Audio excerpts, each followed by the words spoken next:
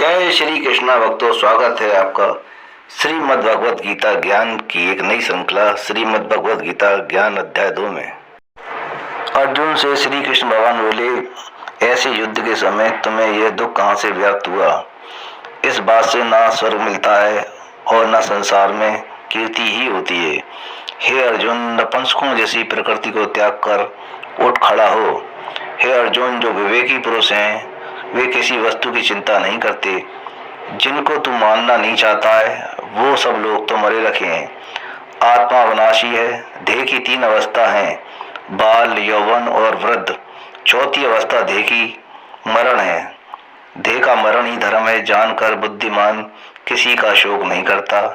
आत्मा नित्य और अमर है। आत्मा को ना कोई मार सकता है, ना ही आत्मा मर सकता है। आत्मा न कभी जन्मता है और ना ही मरता है। आत्मा नित्य अविनाशी शाश्वत पुरातन है। आत्मा पुराना देह छोड़कर नया देह धारण कर लेता है। जैसा पुराना वस्त्र त्याग कर नया वस्त्र पहन लिया जाता है। आत्मा शस्त्रों से नहीं काटा जा सकता है, अग्नि से नहीं जलाया जा सकता है और जल में डूबता नहीं है और पवन से सुखाया नहीं जा सकता है। आत्मा अव्यय, अचिन्त्य और अकर्ता है। इसलिए हे अर्जुन, किसी भूत प्राणी की चिंता ना कर। तू क्षत्रिय है, युद्ध करना तेरा कर्म है। तू उठ खड़ा हो, युद्ध का निश्चय कर। सुख दुख को समान जानकर युद्ध कर, तुझे पाप नहीं लगेगा। तुझको यह सांख्य योग का मत मैंने बताया है। अब बुद्धि योग सुन, जिसके सुनने से यह तेरे जन्म मरण के बंधन को काट डालेगा और तू मुक्ति को पावेगा। भूतों को पूजने वाले भूतों को प्राप्त होते हैं, देवताओं को पूजने वाले देवताओं को प्राप्त होते हैं, परंतु जो मुझ अविनाशी परमात्मा की भक्ति करते हैं वे अंत में मुझको ही प्राप्त होते हैं। तेरा जो क्षत्रिय धर्म है सो कर, हार जीत एक समान जानकर युद्ध कर।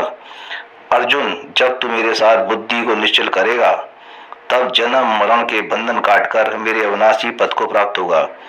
जिसकी कामना किसी बात पर नहीं उठती, जो अपनी आत्मा को संतुष्ट पाकर संतुष्ट है, उसका तू निश्चल बुद्धि जान। हे अर्जुन, मन को मेरे में रख। मन से इंद्रियां सुरजीत हैं।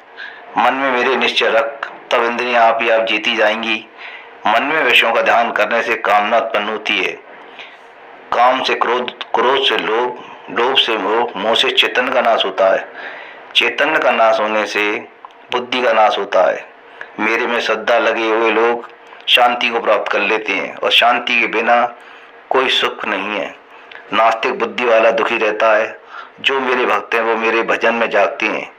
मेरा जो पूर्ण भक्त है वो मेरे भजन बिना किसी की कामना नहीं करता है।